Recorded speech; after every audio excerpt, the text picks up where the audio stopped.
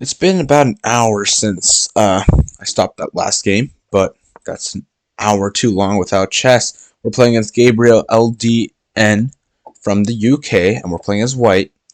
So let's see what our opponent responds with and what opening we dive into. But I think this is episode number 36, maybe? 36. Something like that of the series. And we're going into the Canal attack. Okay.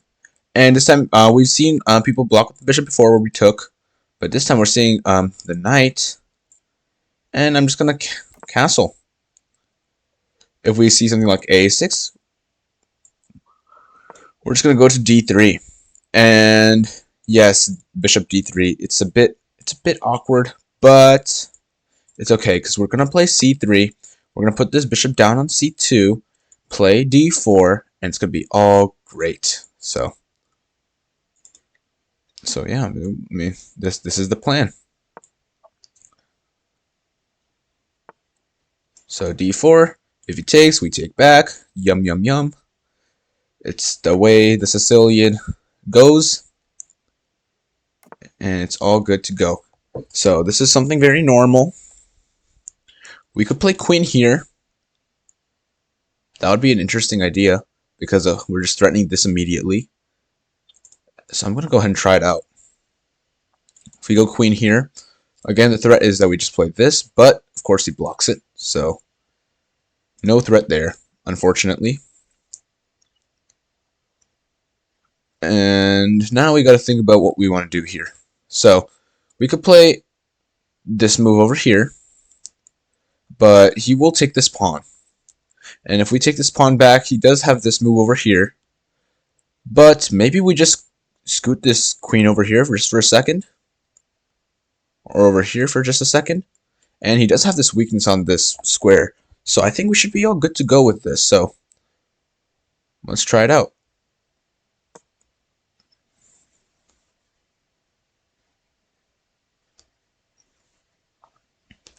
Just developing. I'm never gonna I can't really say never because never is an absolute, and it's always a bit hard to evaluate absolutes. But if I do push d5, he does have this move, knight c5, and I'm giving him a really strong square for this knight.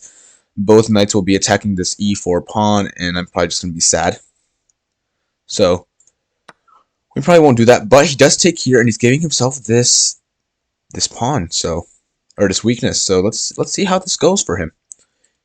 So I feel like this is a very natural move to continue with. If not this move, then why would he even play this? Yep, makes sense. And now I guess we got to think about what exactly we want to do with this queen. Yes, let's play it to h3 so we can lose it over here. So h3 doesn't work. Probably don't want to put it here either because I don't really see much of a threat pinning this pawn. This doesn't work, obviously. I'm thinking of this move, but it does block this bishop, and it allows him some ideas of this. So I don't know about that.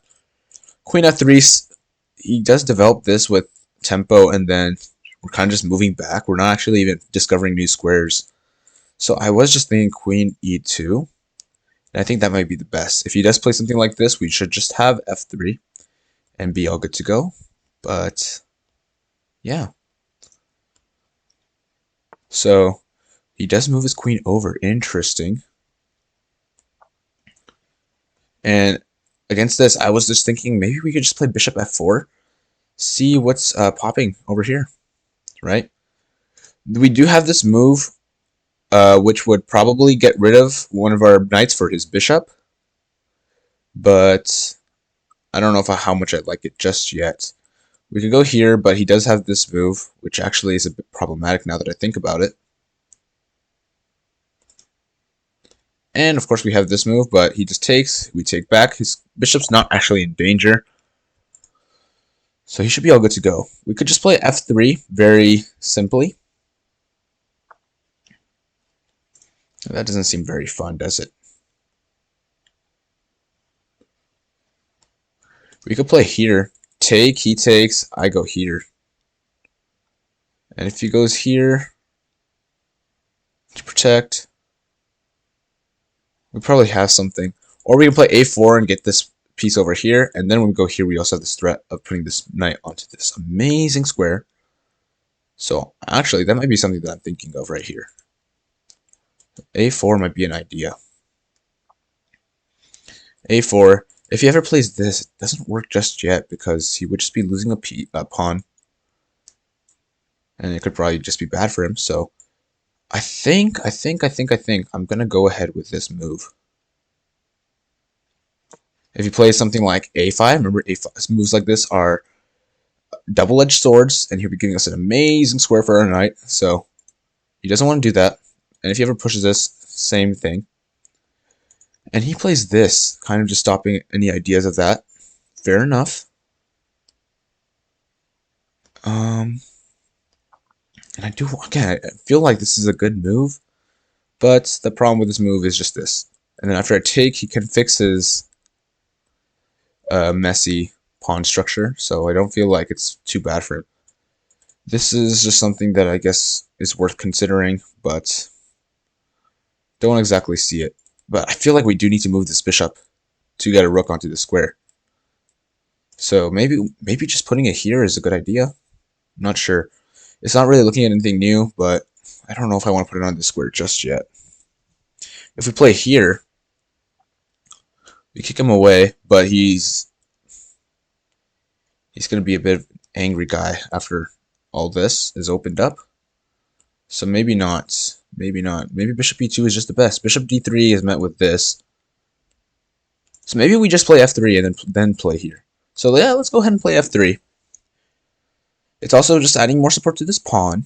So that looks good, right? Should be good. If you ever play something like this, I think I might just play knight f5 and then take this bishop. So we should be all good to go with that. Yeah, let's go ahead and do that. Let's play knight f5. And we're going to go ahead and win this bishop pair. And it's decent. But yep, so we'll just take. We will just take. Or do we take even? Maybe we just go here first. We're not actually forced to take just yet, so why don't we add some more pressure? But if he goes here, then it's maybe not pressure in a good way. But then we can take with check, and it should be okay. So let's go ahead and try to do this. He could still go here, but we take this with check, and then our bishop can chill over on f2 maybe in the future. So I feel like this should be okay, but we're ready to bring this piece over here. And he can't move this bishop away like this, or else he just drops his pawn. He could play over here, which is certainly something that I didn't actually think about. I don't know what exactly that move is about, but if we add another piece over here, he doesn't really have any way to add a defender, so he might just play here.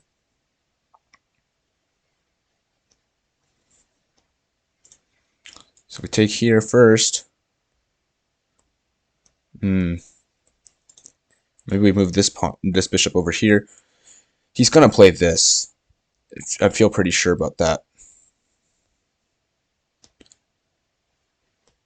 I guess we just take here. Take this piece. Actually, I'm gonna go ahead and take it right now. You know what? I'm gonna take it right now. And that's because I don't think he wants to put this bishop, this rook on that square. So I'm gonna go ahead, play this. He puts his knight on this square, which is fine. It's okay. And I'm going to go ahead, play bishop b3 and make sure that he can't get onto the square. And we might just play here. He takes, I take, he takes, rook goes here, and we're going to try to make sure that we can play off this weakness. So everything is still covered.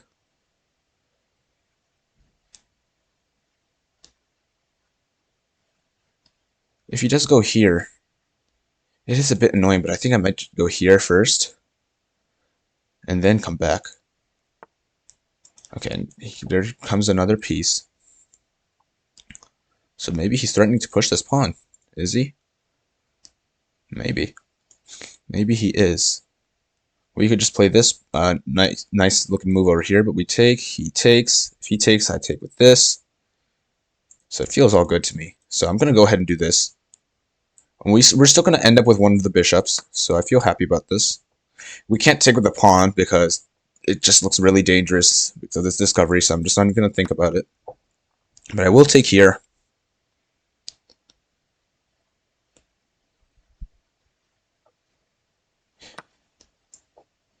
And we got this. Cool.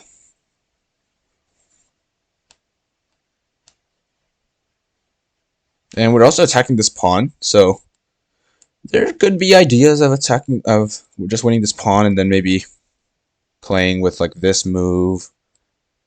And then if he takes, so we want to think about that for sure. I think I'm going to do it as well. So I'm going to go ahead and take the pawn. It can't be too bad. He does have this move, but yeah, it should be all safe for us after we take this pawn. So I don't think we're giving him much of anything. If he goes here, we just go here. It should be safe. And if he goes here, we can go here, and then we're attacking this pawn once again. Wait. Something worth oh wait, no, this we just win a rook. So, but I was thinking about like if he does go here in the future, we go here in the future, and he goes here in the future. He is hitting our queen, but he's also hitting this rook. So after we move this queen, maybe like let's say here, try to attack this pawn, he would win this, or not win this rook, but he would take the rook. We would take back, and it'd be a bit of a complication, but no worries. Interesting. So there is this weak square, obviously. We could just really quickly pin this. We could just pin this. We could pin him down. We could play this to pin him down. I'd really love to play something like this, but he still has this move. So it doesn't quite work, unfortunately. But maybe if we do play this and then this, he has just some weaknesses in this game. So I'm going to go ahead and try it out.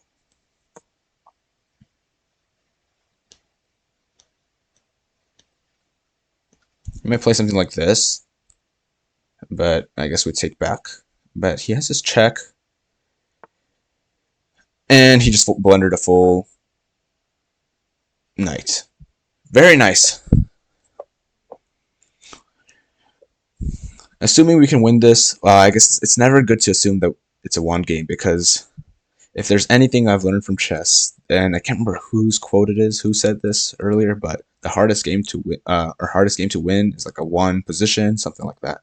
Because yes, we do have a advantage, but that doesn't mean that it's going to be hard to win.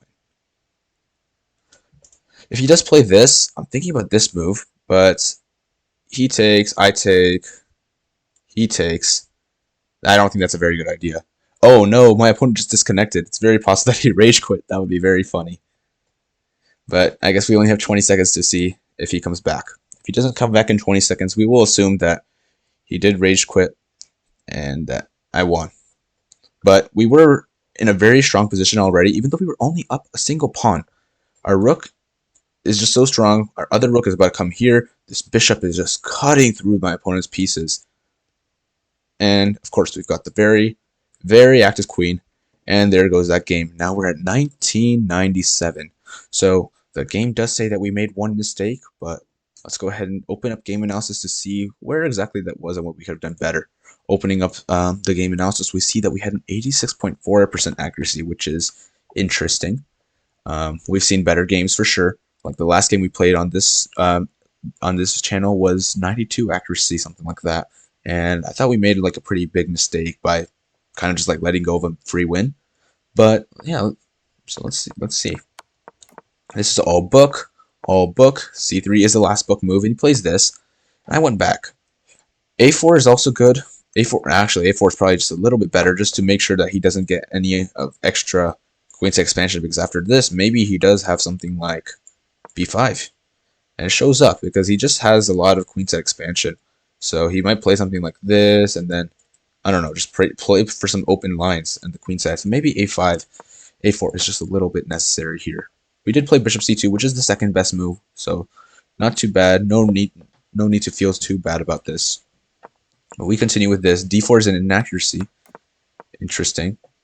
And queen d3 is a miss. Queen d3 is a miss, which is interesting.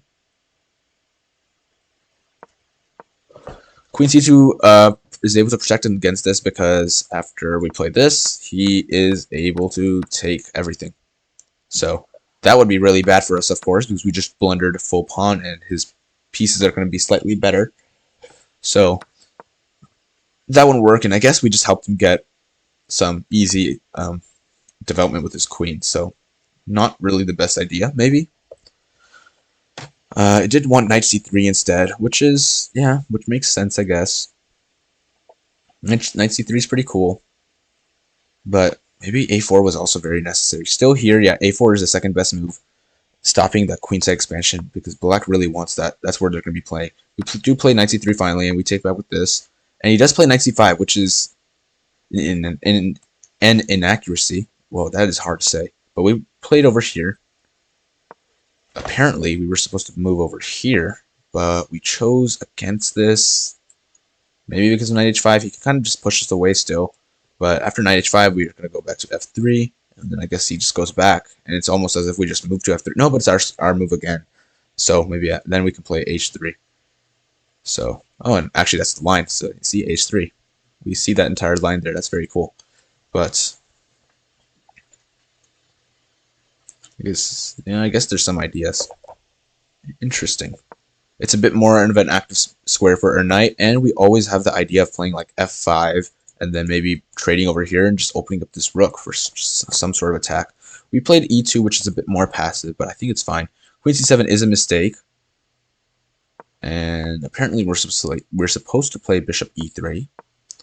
How big of a difference is that? Well, bishop e3 is 1.37. a4 is 0.88, which is about half a pawn, so it is pretty important. But after a4, I guess he just plays very regular moves. But rook e8, I was thinking I'd just play a5, maybe. But apparently we were supposed to play bishop here. And the idea behind this, I wish I would tell you what the idea was, but b5 seems to be expected here, and we play b4, kicking away this knight, and the knight is going to go to e6, and we're not going to take back, because if we take back, we're fixing his pawn structure, but we go knight f5, which makes sense, attacking this bishop, and he's going to have this weakness over here for a while. Queen 63 is the best move according to the engine, and we're going to take back this piece over here in exchange, and after that he moves, and I guess we bring our knight back to f5, and I'm not exactly sure what's too bad about this.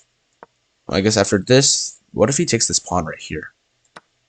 It's not good, but I want to know why it's not good. And apparently, it's just because we're going to line everything up against this weakness. So if he does try to protect something like this, we do not have this move. I was hoping we had this move. I thought it was really strong because we're checking both of these, but he would just have this move. And knight e8 anyways. Queen f3 is apparently the best move, and I guess that it's setting up this thing here. So after queen f3, he might want to play something safer.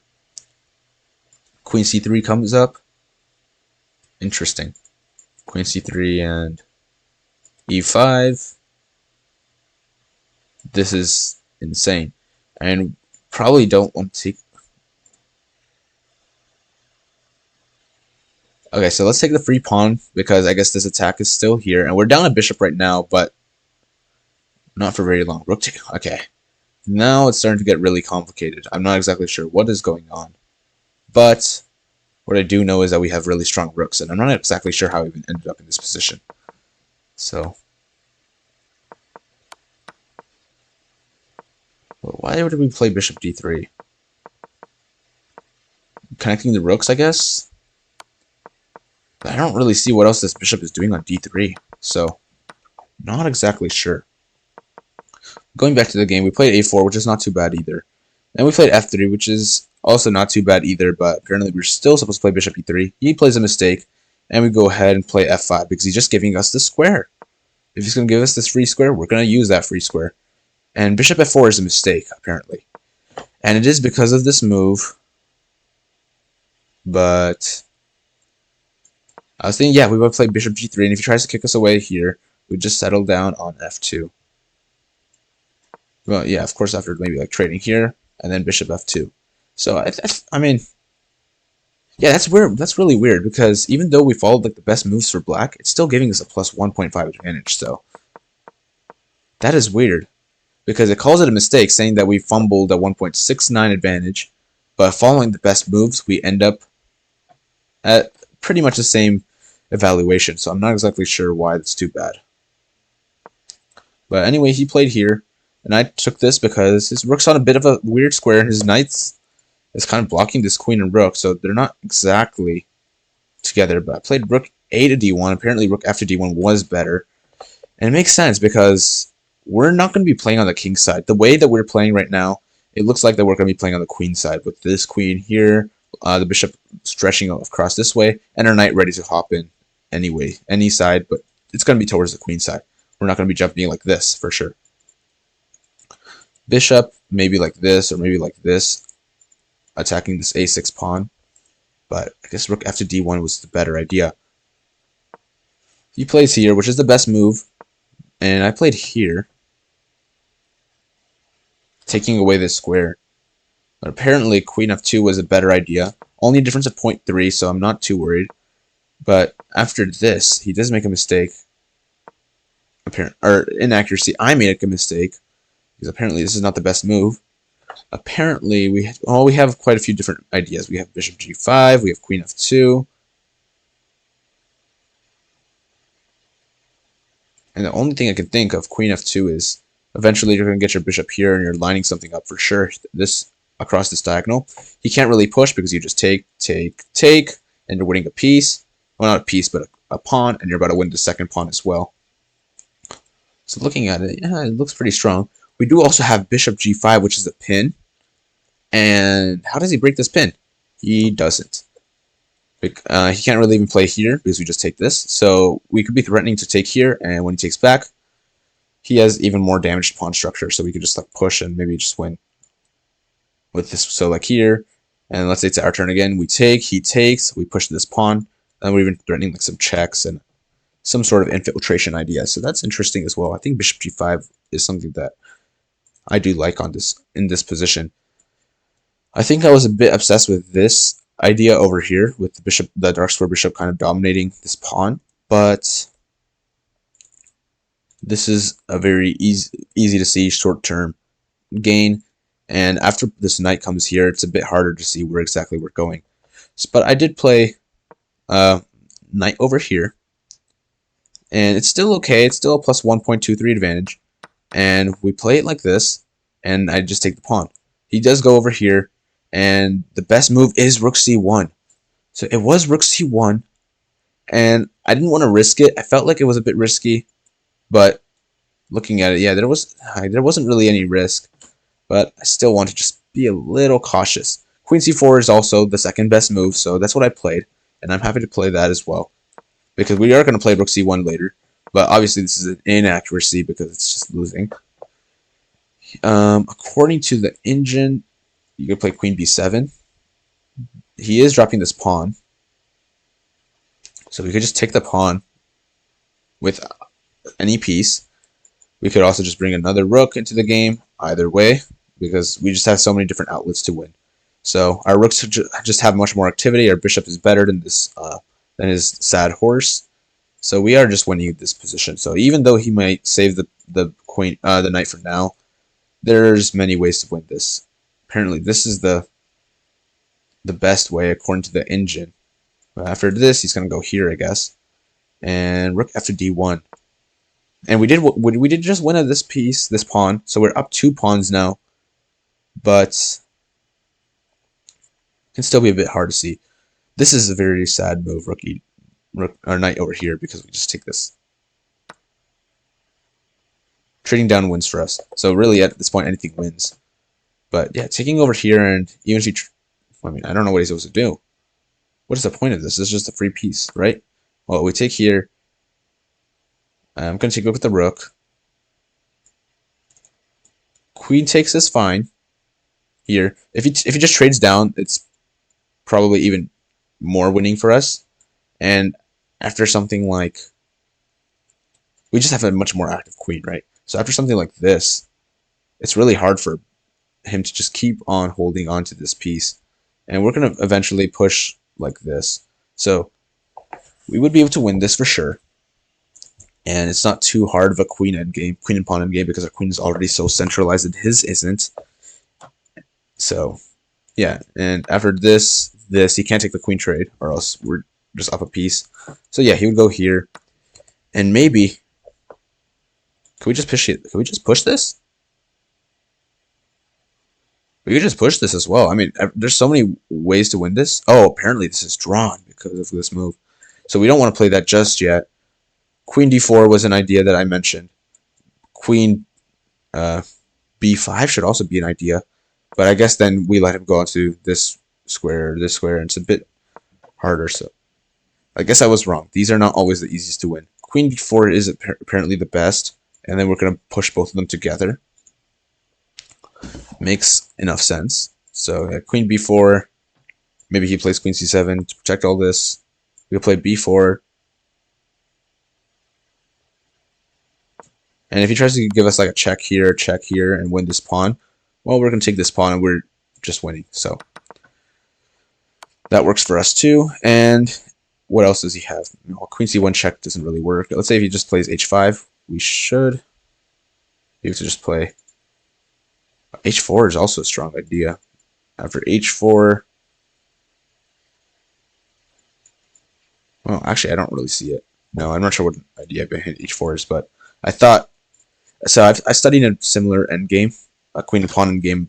Similarity, I guess it's not very obvious, but we did have two pawns on this side and one pawn here, and the idea was like, win this against Stockfish, how do you do it? And one of the ideas was actually to play h5 because there is a pawn f2 and g3, so the king is very safe on h2 as long as you're able to continue to protect this f2 pawn. But this scenario, I'm not exactly sure why they want to play h4, but b5 is playable,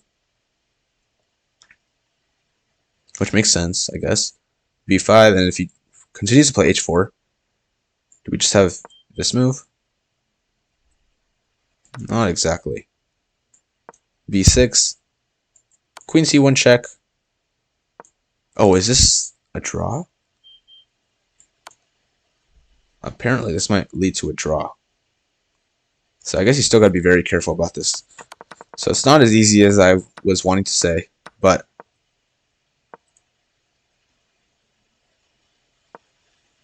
yeah.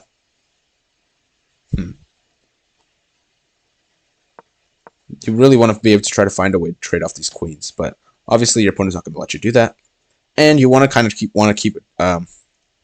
control of this d4 square, because if he somehow gets to this d4 square, you're in for not at all. It's not going to be fun. But yeah, I think that's a great end to this game. It was another very clean game, and we're at 1997. We played against a 1971 rated player, and it was, unfortunately, he did drop a knight, but again, we just had such strong pieces that even though he was only down a pawn, we were already like +3, almost +4. So a good win, and we're 3 points away from our goal of 2,000. So I'm going to go ahead and end this recording right here. I'll see you guys later. Bye-bye.